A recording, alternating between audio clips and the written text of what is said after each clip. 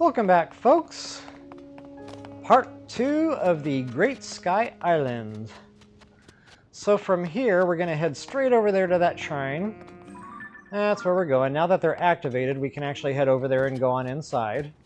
But on the way, there are some goodies to be had. So just like before, take a moment to grab apples, mushrooms, and now we can actually start farming for fish. But you'll see there's a construct up here. Now I'm going to show you sneakstrike because again the game just doesn't exactly teach you this stuff just yet. So what we're going to do is kind of walk up behind him super slowly here, making as little noise as possible. So just really painfully slowly here.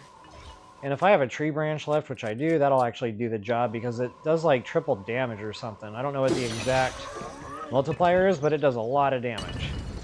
So again, you saw I just kind of went right up behind him. I even stood there for a while.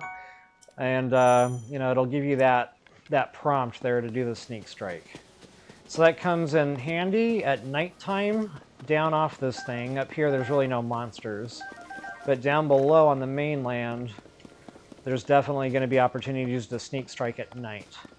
So definitely wanted to make sure I pointed that out. As far as the constructs go, they don't go to sleep. So you're just going to have to kind of figure out where their front and, you know, their line of sight is. There's like a red beam of light that kind of shines from their eyes. So you can kind of gauge what they're looking at from that. Alright, so before I go over that next construct, I'm actually just going to grab some mushrooms. There's quite a few on this little hunk of land here. So always take the time, folks. Always take the time to collect the stuff the game gives you.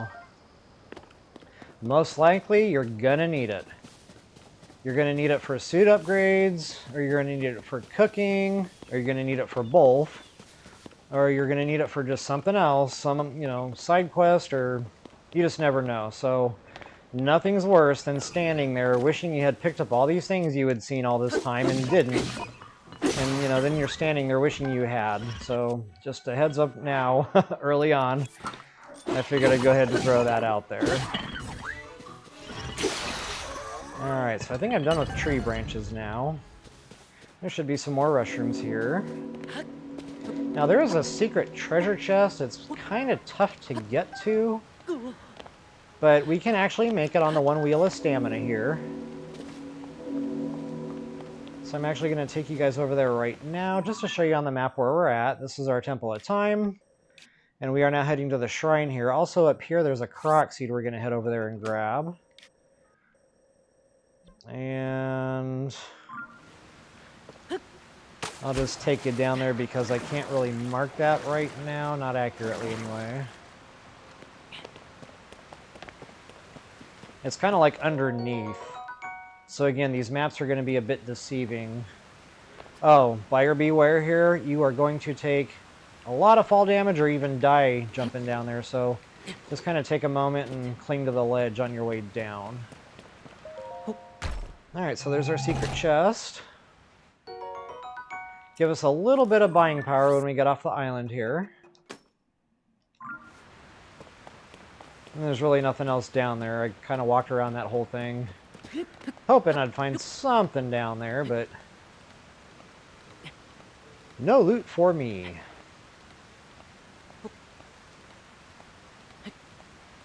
So for those of you who know me from Breath of the Wild, you already know I feel very claustrophobic with only one stamina wheel. And I'll tell you, when I first played this game and I got to the end up there and it would only let me buy a heart container, I almost quit playing the game. So yeah, anyway, there are more mushrooms up there. Again, for brevity, I'm just kind of pointing them out. Feel free to take a moment and climb up there and get those. Actually, you know what?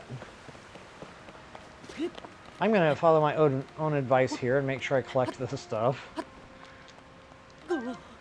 Yeah, I was going to try to get another jump out of that, but it didn't work out. I think we'll get a surprising amount of altitude on his final jump. So if you're running out of stamina, but you think you just might be able to reach that ledge, chances are pretty good you will. Like I said, it gives you a surprising height on that final jump there. Alright, so there's that. And again, that Korok seed I mentioned is right across the way here. Now, if it's turning nighttime in your game, right around 9:30 sometimes, you're going to start seeing fireflies, I think they're called in the game. That might be off. I'll have to wait until I actually see one, but they're basically fireflies. You can't miss them. Do take a moment to kind of collect those, and you have to walk painfully slowly, just like we did with that sneakstrike. Just kind of go up to them, and it'll prompt you to collect those. So yeah, fireflies and crickets as well. Just bear in mind, you can't actually cook elixirs up here. You have to have proper monster parts to do that. And the gear and stuff and the parts that these constructs are dropping do not actually count as monster parts. So if you do try to cook with those, you're just going to wind up with dubious food or whatever they call it. Alright folks, so there's our Koroks seed. He's one of the swimmers. Just look for the little glitter in the grass or whatever it is. Sparklies. That's why I call them swimmers, because they look like they're swimming around in the grass. And I am not seeing any fireflies. You might get another chance around 3 in the morning. They kind of tend to respawn at that time. And they usually show up in grass or around trees, so I'm really surprised I didn't see any tonight. Alright folks, so circling back to our shrine now. It's right up top side here on this deal. Whoops. I did not get my sideways jump there. Alright folks, so I'm going to go ahead and cut video. When we come back, we're going to go ahead and walk you through the inside of the shrine.